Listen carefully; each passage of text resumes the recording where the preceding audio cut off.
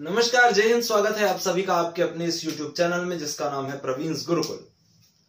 भारतीय इतिहास को हम पढ़ रहे थे, जिसके अंतर्गत हम आधुनिक भारत के इतिहास को कवर कर रहे थे, जिसमें सबसे पहले क्लास में हमने पढ़ा था कि वैश्विक परिदृश्य में कौन सी ऐसी परिस्थितियां उत्पन्न होती हैं जो यूरोपीय कंपनियों को या यूरोपीय देशों को भारत की ओर आकृष्ट करती हैं। वहीं दूसरी क्लास में हमने पूरी चीजें पुर्तगालियों के बारे में पढ़ी थी।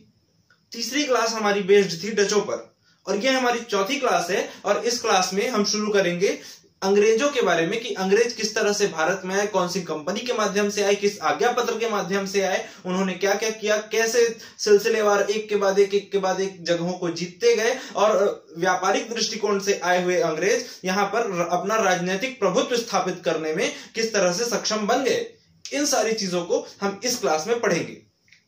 चूंकि हमको अंग्रेजों के बारे में इसके बाद पूरा भारतीय जो इतिहास है, आधुनिक भारतीय इतिहास है, वो इसके बाद से पूरा अंग्रेजों के विषय में ही हमको पढ़ना है। तो इसलिए इसमें हम एक इंट्रोडक्टरी लेक्चर के रूप में इसको लेते हैं। अंग्रेजों के विषय में जो बहुत बेसिक जो बातें हैं वो हम इस लेक्चर में पढ़ेंगे, और इसके बाद फिर सिलसिलेवार आगे पढ़ते चलेंगे, है ना। तो चलिए इस क्लास में शुरू करते हैं हम अंग्रेजों का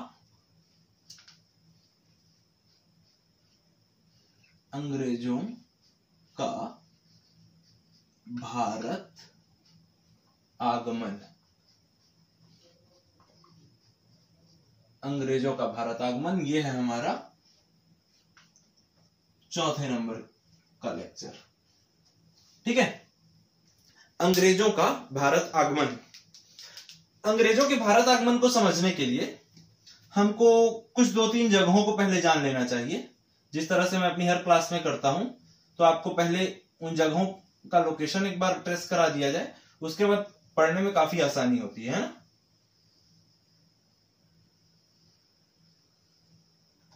कुछ इस तरह से ये हमारा भारत का मैप है।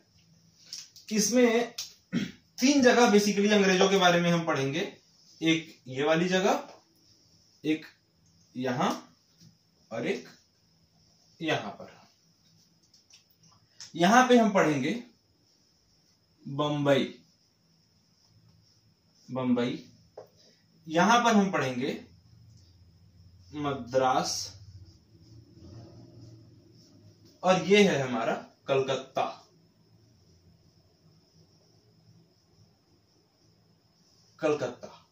ये 3 जगहों को हम लेकर आगे जो भी बातें करेंगे वो इन्हीं 3 जगहों से रिलेटेड होगी हमारी। इसके बाद अंग्रेजों के विषय में बहुत सारे परिप्रेक्ष्य में भी हमको बात करना है। तो जैसे हम बात करेंगे व्यापारिक मुद्दों पर, इसके बाद अंग्रेजों द्वारा राजनीतिक मुद्दों पर, इसके अलावा धार्मिक मुद्दों पर, सामाजिक मुद्दों पर। इस तरह से इन सारे परिप्रेक्ष्यों को लेकर हम आगे अंग्रेजों के बारे में बात करते हुए चलेंगे। ठीक है, चलिए तो शुरू करते हैं। सॉरी, ये लाइट की थोड़ी प्रॉब्लम हो गई थी। हाँ, तो इन सारे मुद्दों पर हम बातचीत करेंगे, इन सारी जगहों को लेकर चलेंगे। तो चलिए अब शुरू करते हैं बेसिकली अंग्रेजों के बारे में सारी चीजें हम। तो सबसे पहले सन 1599 में होता यह है कि ब्रिटेन की महारानी है इस समय, महारानी, इनका नाम था एलिजाबेथ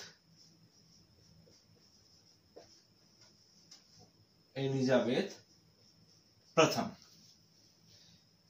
ब्रिटेन की महारानी एलिजाबेथ प्रथम के द्वारा 1599 में एक कंपनी की स्थापना की जाती है। वैसे वास्तव में इसकी स्थापना महारानी के द्वारा नहीं की गई थी, लेकिन हां, चूंकि महारानी का भी इसमें शेयर था, महारानी का भी अंश था इसमें, इसलिए हम ये मानकर चलते हैं कि महारानी एलिजाबेथ की आज्ञा से इस कंपनी का निर्माण हुआ था। तो इस कंपनी का नाम था the governor and merchants of London. The governor and merchants of London trading into East Indies. The governor and the merchants of London trading into East Indies. ये एक कंपनी का गठन किया जाता है महारानी एलिजाबेथ के अनुमति से। 1599 में महारानी एलिजाबेथ प्रथम के द्वारा एक कंपनी का गठन किया जाता है। इस कंपनी का नाम होता है the governor and merchants of London trading into east Indies. देखिए, ये ईस्ट इंडिया कंपनी नहीं है, ये एक अलग कंपनी है। बाद में ईस्ट इंडिया कंपनी के बारे में हम आगे पढ़ेंगे। ईस्ट इंडिया कंपनी का निर्माण कैसे होता है, 1833 में ये बात होती है, तो वो हम आगे देखेंगे। अभी मैं आगे के लेक्चर्स में सिर्फ कंपनी शब्द का यूज करूंगा, क्योंकि इतना बड़ा नाम बोलने में ही आधा टाइम लग जाएगा ना। तो आप यही समझेंगे, the governor and merchants of London trading into east Indies. बात है 1599 की। अब ये 1599 के समय में अगर भारत की स्थिति हम देखें तो भारत में केंद्रीय सत्ता पर यानी कि दिल्ली में कौन बैठा है? दिल्ली में बैठे हैं बादशाह अकबर, है ना। दिल्ली में बैठे हुए हैं बादशाह अकबर। तो अब होता यह है कि महारानी एलिजाबेथ की आज्ञा से ये कंपनी जो है ये आती है भारत की ओर, भारत की ओर आती है। प्रारंभ में इसे 15 वर्षों के लिए एकाधिकार दिया जाता है। समझिएगा, 1599 में एक कंपनी का गठन होता है। उस कंपनी को 1600 में वो भारत के लिए आती है, भारत आती है, और उस कंपनी को जो साउथ ईस्ट एशिया का जो भाग है वहां पर व्यापार के लिए 15 वर्षों का एकाधिकार प्रदान किया जाता है महारानी एलिजाबेथ के द्वारा। तो कुल मिलाकर कहने का मतलब यह है कि 15 वर्षों तक इस एरिया में, मतलब जो साउथ ईस्ट का जो एरिया है, इसमें ब्रिटेन की और कोई भी कंपनी व्यापार नहीं कर सकती। 15 वर्षों तक इनको एकाधिकार दिया गया है वहां पर। यह होता है इसका मतलब, ठीक है। अब देखेंगे कि इसके बाद 1600 में ये भारत आ गए, 1600 में ये भारत आ गए। अब समझिएगा, हमने पुर्तगालियों के बारे में पढ़ा, हमने डचों के बारे में पढ़ा। तो पुर्तगाली, थोड़ा सा रिमाइंड कीजिए, पुर्तगाली और डच जब भारत आए थे तो उनकी क्या रणनीति थी? अपनी अपनी जो कंपनियां स्थापित करने को लेकर हो, या व्यापार में वृद्धि को लेकर हो, या व्यापार को बढ़ाने के दृष्टिकोण से हो, उनकी रणनीति कैसी थी? तो वो अपने साथ सेनाएं लेकर आए, उन्होंने लड़ाइयां की यहां के लोकल लोगों से भी, और जैसे पुर्तगाली पहले आ गए थे तो उन्होंने अरबों से लड़ाई की, प्लस यहाँ के लोकल राजाओं से लड़ाई की। वहीं डच बाद में आए तो डच ने अरबियों से भी लड़ाई की, पुर्तगालियों से भी लड़ाई की, और लोकल लोगों से भी लड़ाई की। तो कुल मिलाकर, और यहां पर हम देख सकते हैं कि जो हिंद महासागर का जो क्षेत्र है वहां पर पुर्तगालियों ने ब्लू वाटर पॉलिसी चलाई।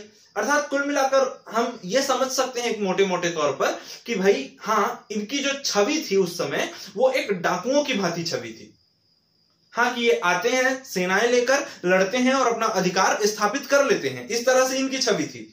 लेकिन इसके ठीक विपरीत जो हमारे अंग्रेज जब भारत आते हैं तो अंग्रेज एकदम शांति और सौहार्दपूर्ण व्यवहार के साथ भारत आते हैं। ये अलग अलग बड़े बड़े छोटे बड़े व्यापारियों से मिलते हैं, राजाओं से मिलते हैं, उनसे अनुमति प्राप्त करते हैं, तत्पश्चात अपना व्यापार जो है एक्सपांड करने के बारे में सोचते हैं। तो प्रारंभिक नीति इनकी बहुत सौहार्दपूर्ण रही थी अंग्रेजों की।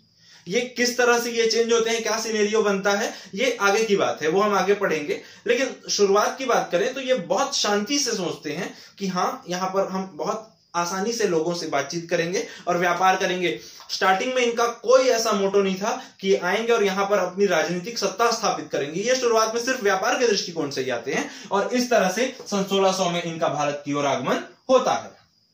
ये सारी घटनाएं हो गई। अब इन सारी घटनाओं के बाद हम पढ़ते हैं कि 1603 में, ये देखिए 1603 में एलिजाबेथ की मृत्यु हो जाती है। 1603 में महारानी एलिजाबेथ की मृत्यु हो जाती है और ब्रिटेन के राजा बनते हैं जेम्स फर्स्ट। महारानी एलिजाबेथ की मृत्यु 1603 में हो गई और जेम्स फर्स्ट राजा बनते हैं। वहीं अगर भारत की बात करें तो जस्ट 2 साल बाद 1605 में अकबर की मृत्यु हो जाती है और अकबर के बाद राजा बनता है जहांगीर। ये याद रखिएगा। 1600 में अंग्रेज भारत आए, 1603 में एलिजाबेथ की मृत्यु और 1605 में अकबर की मृत्यु होती है और जहांगीर अकबर के बाद राजा बनता है। अब उसके बाद होता क्या है देखिएगा कि बात करते हैं सन 1608 की। 1608 में अंग्रेजों की ओर से एक व्यक्ति है कैप्टन हॉकिंस, विलियम हॉकिंस नाम रहता है इसका। कैप्टन हॉकिंस जो है ये भारत आते हैं और ये भारत आते हैं अकबर के नाम का पत्र लेकर। अकबर के नाम का पत्र लेकर ये 1608 में भारत आते हैं। लेकिन होता यह है कि इस समय अकबर तो रहते नहीं है, इस समय रहते हैं कौन? जहांगीर।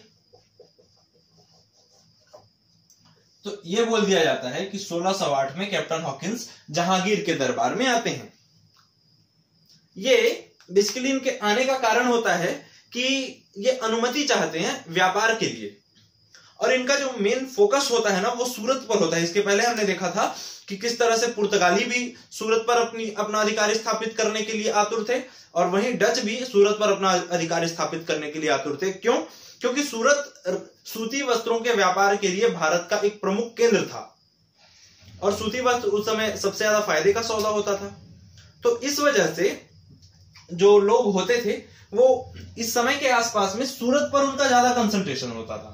तो इस तरह से कैप्टन हॉकिंस 1608 में जहांगीर के दरबार में आते हैं, लेकिन पत्र जो होता है वो अकबर के नाम का होता है। अब इसका कारण क्या है? तो भाई उस समय कोई बहुत ज्यादा संचार के साधन तो थे नहीं। यहाँ 1605 में अकबर की मृत्यु हुई लेकिन वहां तक खबर पहुंची नहीं कि अकबर की मृत्यु हो चुकी है। लंदन में बैठे लोगों को तो ये पता था कि अभी भारत का जो बादशाह है वो अकबर है, इसलिए पत्र जो है वो अकबर के नाम का था। लेकिन आता है किसके दरबार में? जहांगीर के दरबार में। और जहांगीर से वो बिल्कुल अनुमति प्राप्त कर लेता है। अनुमति प्राप्त कर लेता है कहां व्यापार के लिए? सूरत में व्यापार करने के लिए। सूरत है ये गुजरात का ये वाला हिस्सा, ये सूरत है यहां पर, है ना। तो देखिए 1608 में कैप्टन हॉकिंस आया। अब जहांगीर उसको दे क्यों देता है अनुमति? तो सबसे पहले तो इनको खुश करना बहुत अच्छे से आता है अंग्रेजों को। तो जब कैप्टन हॉकिंस आता है जहांगीर के दरबार में और एक अंग्रेज होकर जब उनसे उन्हीं की भाषा में बात करता है वो, क्योंकि कैप्टन हॉकिंस को उर्दू, फारसी, अरबी, अंग्रेजी बहुत सारी भाषाओं का ज्ञान होता है, तो ये जहांगीर से उन्हीं की भाषा में बात करता है। और जब एक अंग्रेज को अपनी भाषा में बात करते हुए जहांगीर देखते हैं तो खुश हो जाते हैं और खुश होकर और भी बहुत सारी बातें होती हैं और इस तरह से उसको सूरत पर व्यापार करने की अनुमति प्राप्त हो जाती है। ठीक। अब भाई सीधी सी बात है, यहाँ कहीं पर आपका बसा बुसाया दुकान होगा और उसके जस्ट सामने कोई आकर सेम प्रोडक्ट का दुकान अगर खोल दे तो बिल्कुल आपको तो चिढ़ होगी। सेम सिचुएशन उस समय में भी था। क्यों? देखिए बैठे थे वहां पर अपना पैर जमा के कौन? पुर्तगाली, अरबी, डच, ये सारे बैठे हुए थे। अब ये सारे बैठे थे तो इनका जो है दबाव जहांगीर पर पड़ता है। इससे पहले हम एक चीज और देख लेते हैं कि सूरत में व्यापार के लिए इनको जब अनुमति मिलती है तो सन 1608 में ही ये सूरत में अपनी पहली कोठी, फर्स्ट कोठी बनाने की शुरुआत कर देते हैं। आप इस चीज को मार्क करके रखिएगा, मैंने बोला फर्स्ट कोठी बनाने की शुरुआत कर देते हैं, अर्थात पहली कोठी बनाते नहीं है, पहली कोठी बनाने की जस्ट शुरुआत हुई है अभी। और इसी समय में फिर जो और यहां पर व्यापार करने वाले जो लोग हैं उनका दबाव जहांगीर पर पड़ता है, और जहांगीर पर दबाव पड़ता है तो जहांगीर भी देखता है कि भाई मैं क्यों इन सारी चीजों में पढ़ूं, ये पहले आई, इन्होंने युद्ध किया, फिर डच बाद में आए, डचों ने भी युद्ध किया, अरबियों ने भी युद्ध किया, तो मैं क्या महाराजा बादशाह इसीलिए हूं कि मैं इनके युद्ध को बस शांत करते रहूं, इनको कंट्रोल करके रखूं, इस तरह से। और जहांगीर चाहता था कि हाँ बस बढ़िया जो ऐसा माहौल चल रहा है वैसा ही माहौल बना रहे, और इस तरह से इनके दबाव में आकर जहांगीर जो है वो इस अनुमति को कैंसल कर देता है, और इस तरह से ये जो फर्स्ट कोठी बनना शुरू हुई थी ये कोठी बनना भी कैंसल हो जाती है, अर्थात इस कोठी का जो काम है वो रुक जाता है। ठीक, यहां तक क्लियर हुई बातें। और अब ये सूरत का काम यहां पर फाइनली रुक जाता है।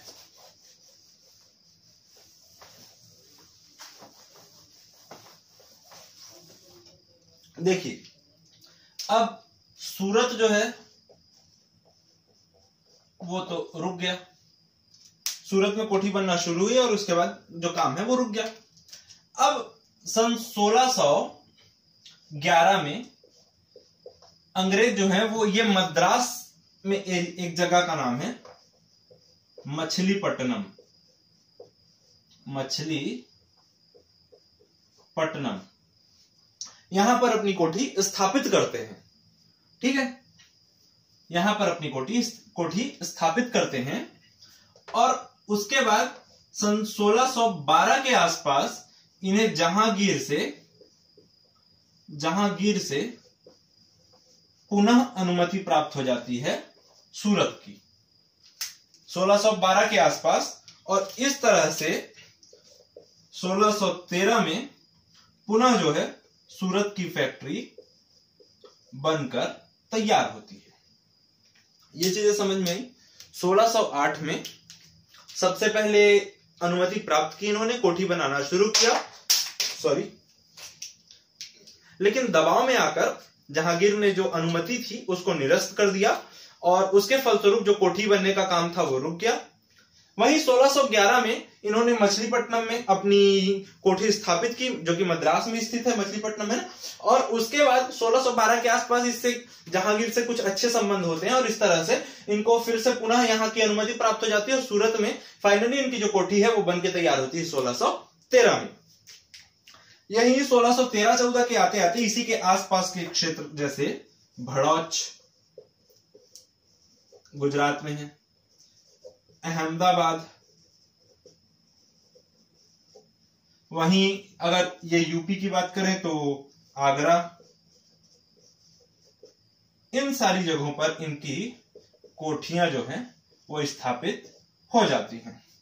और इतनी सारी कोठियां अंग्रेज की 1613-14 के आते तक बन गई हैं। तो अब इस तरह से जो अकबर होता है, जो जहांगीर होता है, उसके द्वारा कैप्टन हॉकिंस को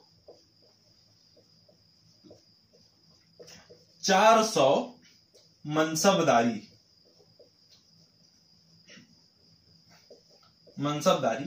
प्रदान की जाती है।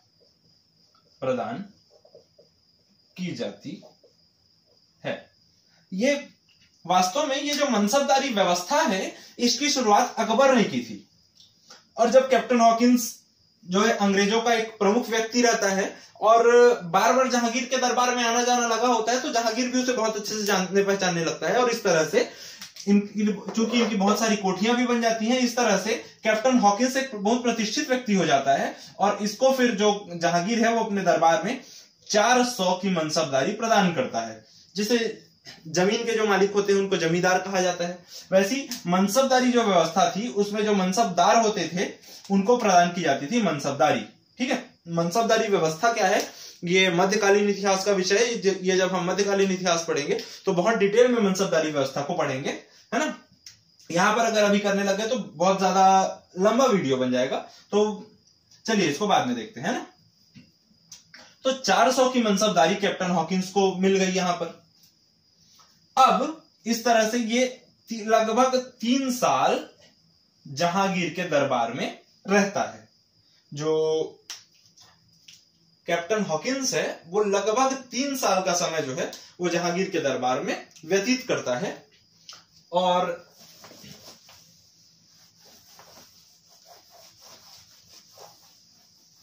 इसके बाद सॉरी एक और नाम पढ़ते हैं हम, सर टॉमस रो। ये सन 1615 में जहांगीर के दरबार में आते हैं और इन्होंने भी जहांगीर से बहुत मैत्रीपूर्ण व्यवहार किया और इस तरह से इन्होंने भारत में और भी अनेक कोठियां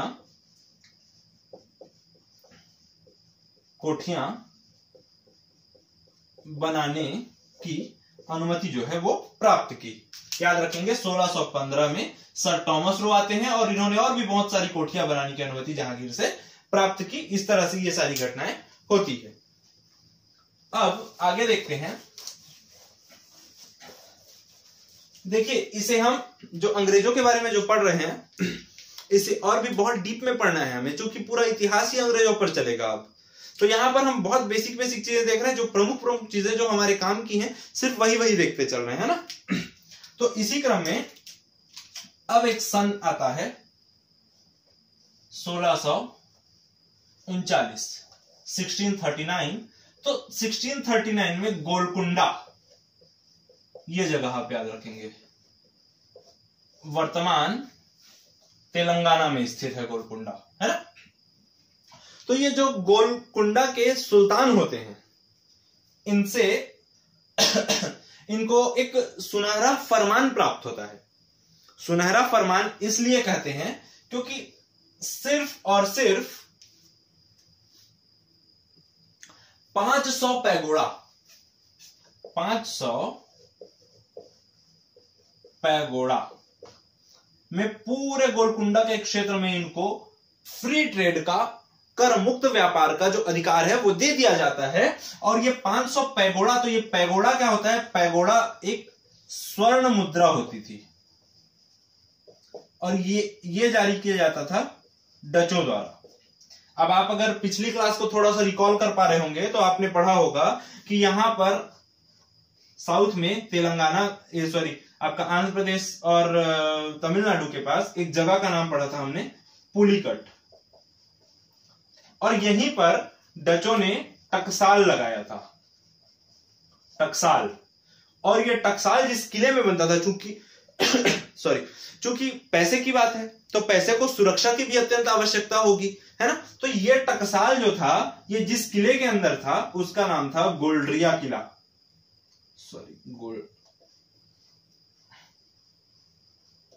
गोल्डरिया किला।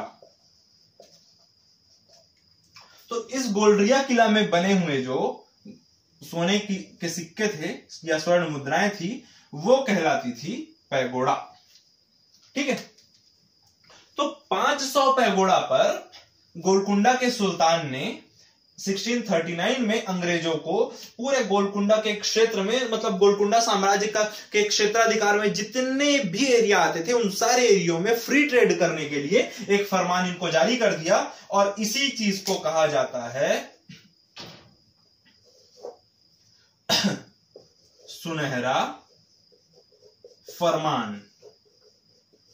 सुनहरा फरमान। तो 1639 में आप याद रखेंगे गोलकुंडा के सुल्तान द्वारा अंग्रेजों को सुनहरा फरमान दिया जाता है।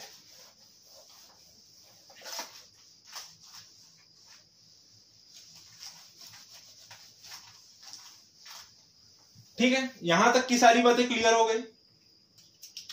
अब 1639 तक तो हमने पढ़ लिया। अब 1639 में ही एक और किस्सा होता है,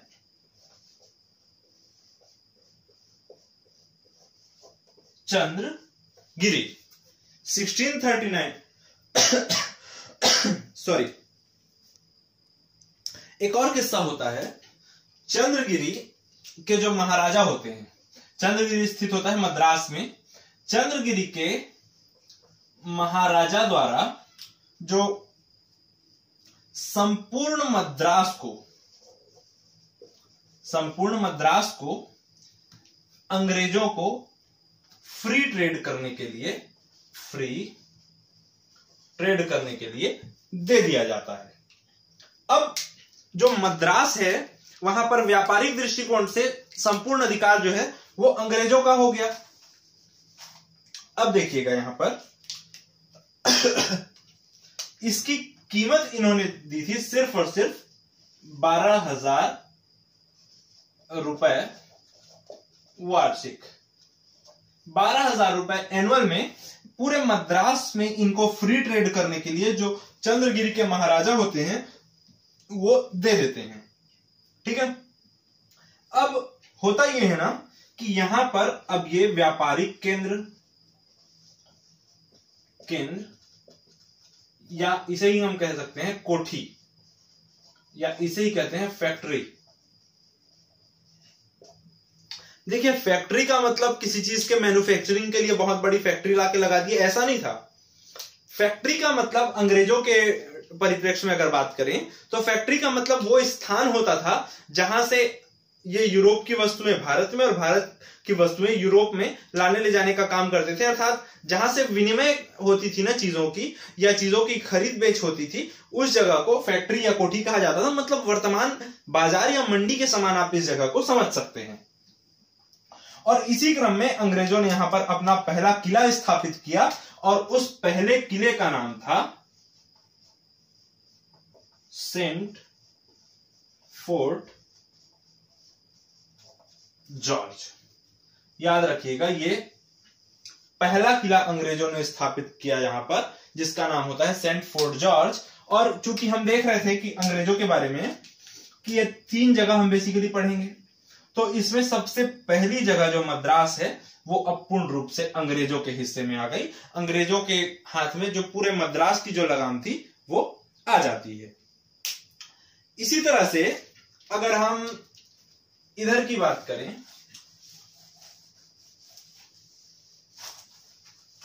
अब ये मद्रास तो पूरा अंग्रेजों का हो गया। 1651 के आसपास ये हुगली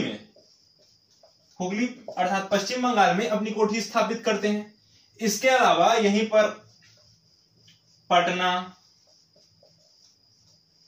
कासिम बाजार आदि में भी अपनी जो कोठियां हैं वो स्थापित करते हैं। ठीक है, यहां तक की सारी चीजें क्लियर हुई।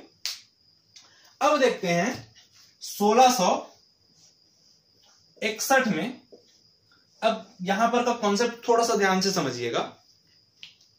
क्या है, इस समय तक जो पुर्तगाली थे ना वो बहुत ज्यादा बैकफुट पर आ गए थे। इधर से डचों का प्रहार, इधर से अंग्रेजों का प्रहार, और पुर्तगाली धीरे धीरे कमजोर होते जा रहे थे, न सिर्फ केवल भारत में अपितु यूरोप में भी। यूरोप जैसी स्थिति उनकी यहां थी वैसी ही सेम स्थिति यूरोप में बन रही थी। अल्टीमेटली कहा जाए तो पुर्तगाली जो है वो बहुत ज्यादा कमजोर होते जा रहे थे। तो अपनी इस कमजोरी को कम करने के लिए, अपनी शक्ति को बनाए रखने के लिए इन्होंने संबंध स्थापित करना उचित समझा। और इसी क्रम में सन 1661 में जो पुर्तगालियों की राजकुमारी थी जिनका नाम था कैथरीन, इनका विवाह होता है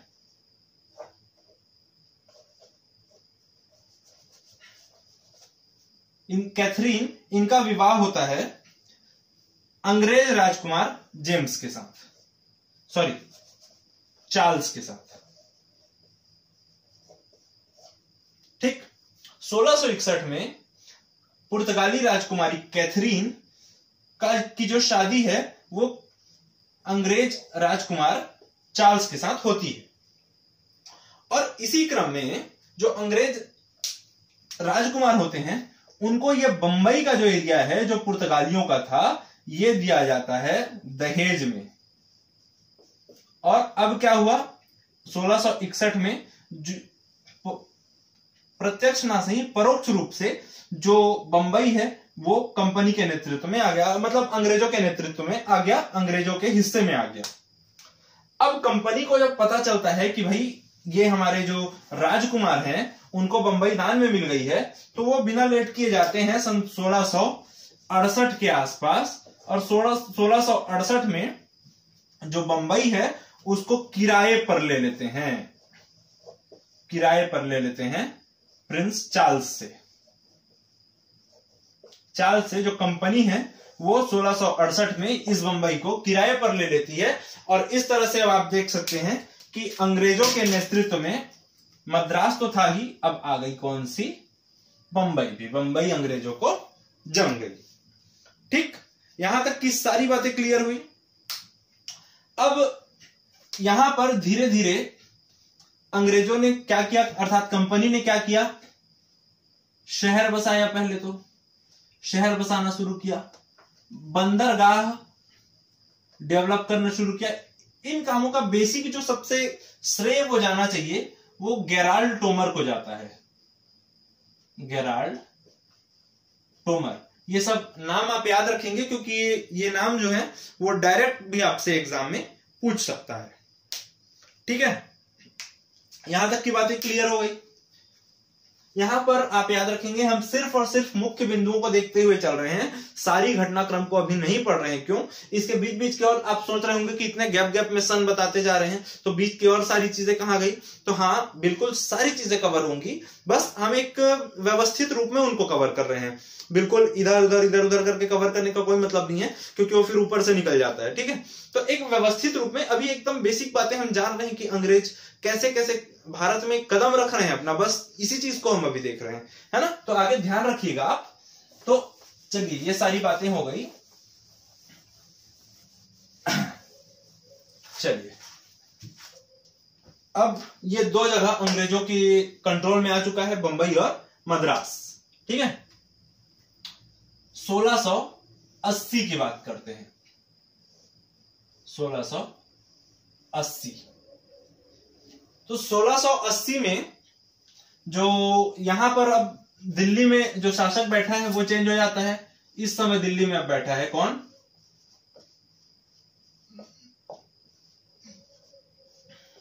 औरंगजेब। बहुत शक्तिशाली, बहुत एक मायने में क्रूर भी कहा जा सकता है, एक मायने में एक कट्टर मुस्लिमवादी, एक कट्टर मुस्लिम शासक जिसका नाम था औरंगजेब, वो अभी दिल्ली का बादशाह बनकर बैठा हुआ है। ठीक है, 1680 में औरंगजेब घोषणा करता है 1.5% जजिया की, 1.5% जजिया लेने की। जजिया बेसिकली लिया किन लोगों से जाता है, गैर मुसलमानों से। ठीक है, भारत में रहने वाले वे सभी व्यक्ति जो मुसलमान नहीं हैं उनको एक तरह का टैक्स देना पड़ता था, संपूर्ण आय का 1.5%, जो कि जजिया कहलाता था और जो सारे गैर मुस्लिमों को देना पड़ता था मुगल साम्राज्य को। सॉरी, ठीक, यहां तक बातें क्लियर हुई। अब देखते हैं, तो ये जब जजिया कर जब लागू होता है तो निश्चित रूप से, क्योंकि ब्रिटिशर्स जब भारत में रह रहे हैं तो इन पर भी तो ये जजिया कर लागू होगा।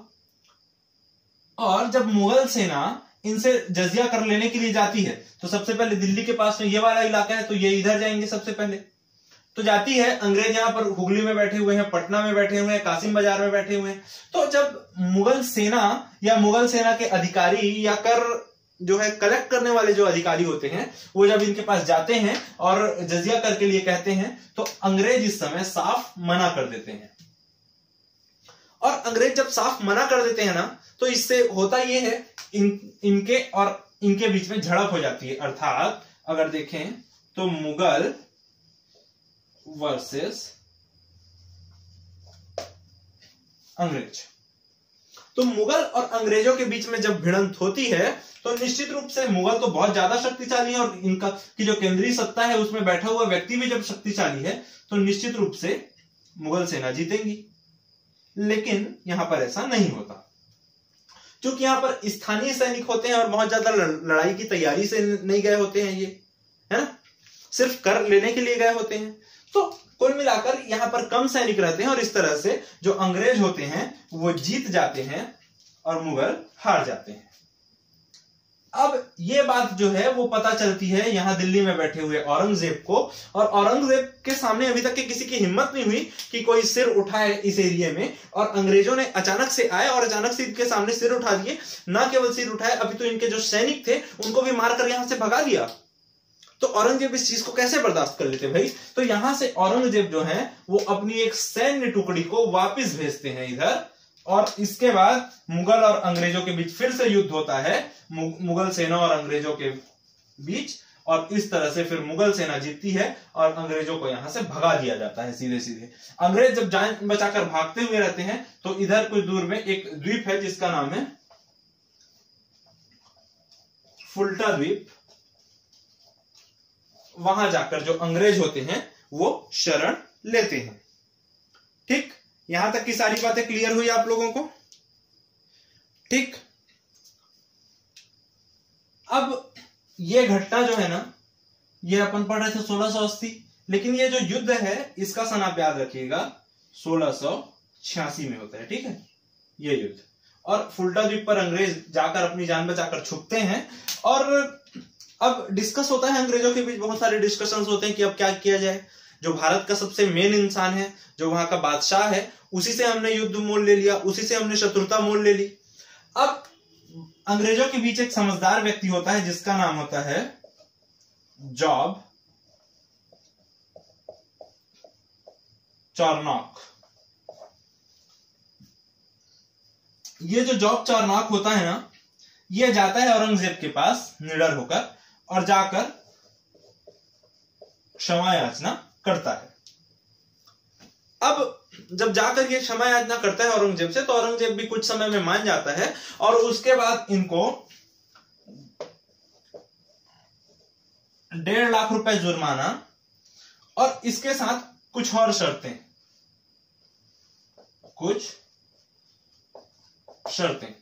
1.5 लाख रुपए और कुछ शर्तों के साथ इन्हें पुनः व्यापार करने की आज्ञा देता है, और हिदायत देता है कि भविष्य में कभी भी आप मुगल आज्ञा का या मुगल राजाज्ञा की अवहेलना करने की चेष्टा आप नहीं करेंगे।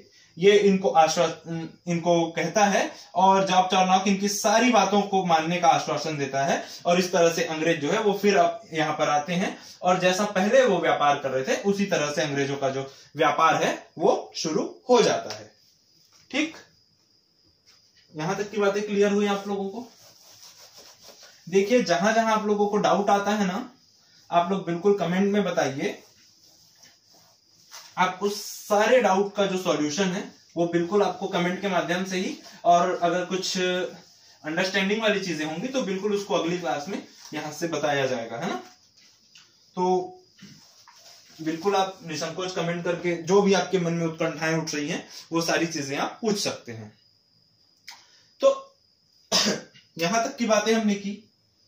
अब 1698 में जो बंगाल के प्रशासक होते हैं,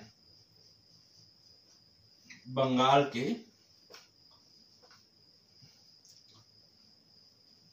प्रशासक उस समय होते हैं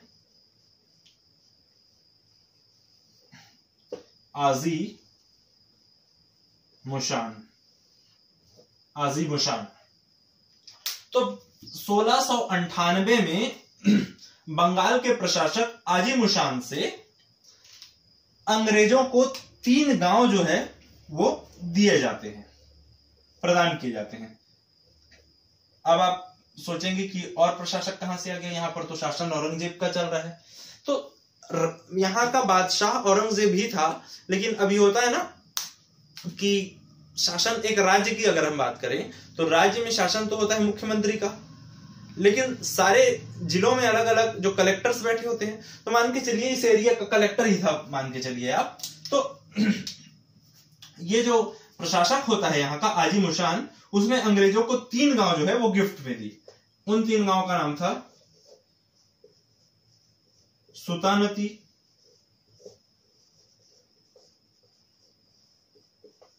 कलिकाता और गोविंदपुर।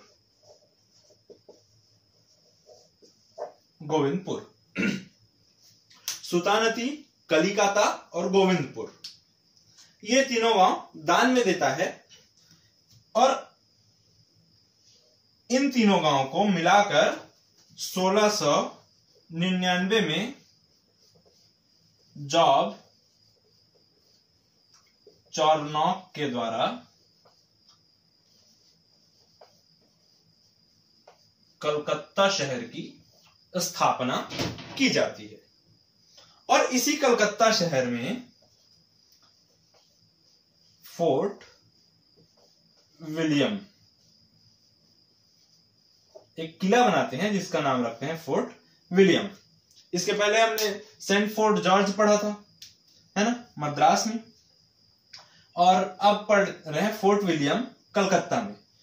तो 1698 में बंगाल के प्रशासक आजिमुशान के द्वारा अंग्रेजों को 3 जगह दान में दी जाती है या प्रदान की जाती है। उस जगह का नाम होता है सुतानती, कलिकाता और गोविंदपुर। ये तीनों जगह को मिलाकर 1699 में जॉब चार्नॉक ने कलकत्ता शहर बसाया और वहां पर फोर्ट विलियम नामक एक किले की स्थापना की। यहां तक की सारी चीजें क्लियर हुई। इस तरह से अब ये वाला जो एरिया है, यहां पर भी अंग्रेज जो हैं वो धीरे से अपनी पैठ जमाने में सक्सेसफुल होते हैं। ठीक है, पहला, दूसरा, तीसरा। अब आप देखेंगे जब इसके बारे में हम आगे जब पढ़ेंगे तो आप देखेंगे कि कैसे इसी त्रिकोण से अंग्रेज जो है संपूर्ण भारत की जो राजनीतिक सत्ता है उसको अपने हाथ में लेते हैं और उसके बाद लगभग 200-300 सालों तक यहां पर राज्य करते हैं। तो ये सारा जो सिनेरियो है ये हम अगली क्लास में देखेंगे। अभी फिलहाल इतनी बातें क्लियर हुई, 1699 तक हमने पढ़ लिया, याद रखिएगा। इसके बाद 1700 से लेकर जो आगे की जो बातें हैं वो हम आगे की क्लास में कवर करेंगे। इस क्लास में बस इतना ही, और आई होप आप लोगों को ये सारी चीजें समझ आई होंगी। और अगर नहीं समझ आई है तो बिल्कुल आप कमेंट में पूछ सकते हैं, आपके प्रश्नों का आपको यथोचित उत्तर मेरे द्वारा प्रदान किया जाएगा। तो इस क्लास में बस इतना ही। बहुत बहुत धन्यवाद, ऐसे ही बने रहिएगा अगली क्लास में। Thank you.